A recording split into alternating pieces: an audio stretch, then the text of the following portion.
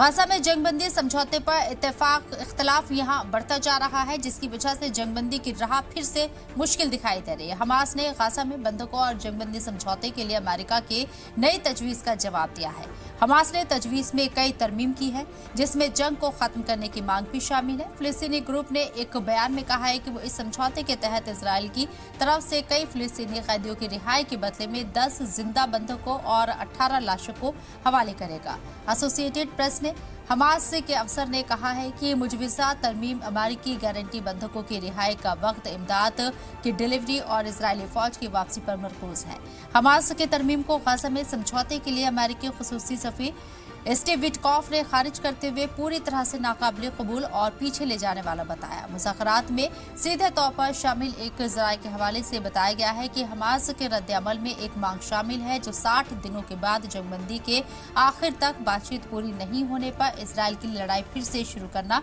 मुश्किल बना देगी। इसके पहले अमेरिकी तजवीज़ में इसराइल के लिए 60 दिनों बाद फिर से जंग शुरू करने का मुतबादिल था और साथ ही हमास की तरफ से पेश तरमीम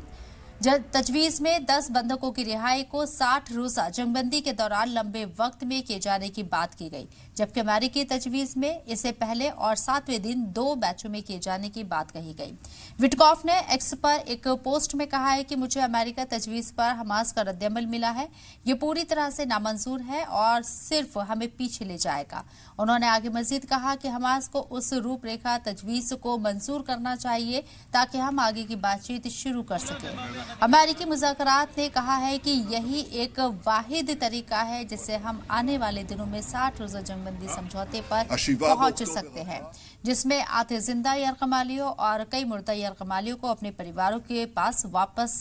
लाया जाएगा, जिसमें हम बातचीत में मुस्तकबिल में जंगबंदी तक पहुंचने के लिए मुखलिसाना तौर से ठोस बातचीत कर सकते हैं। इसराइल के अहम मुज़ाकरात सामरिक मामलों के वजीर